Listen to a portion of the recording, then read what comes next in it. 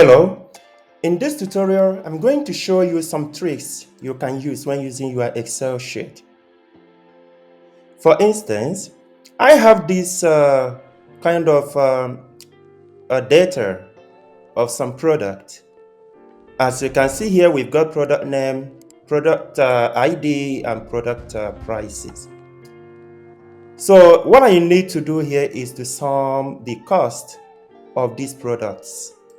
So to do this, we are going to use one of the many Excel functions which you could apply in order to do these things quite automatically or dynamically. So what we are going to do now is this.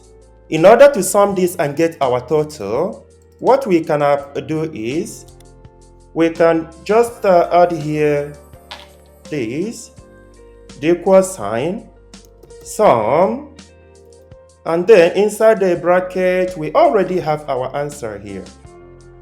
We have C2 to C21, right? Oh, there is an error there. So we have C2 and then C21. Let me hit enter. So now we've got our total here, right? Let me make it bold just to make it stand out.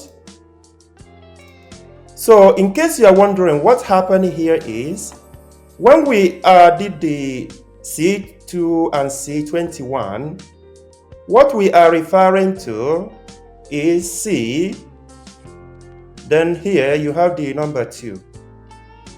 Then again, because C is this column, right, where we've got the prices, then we also have C21.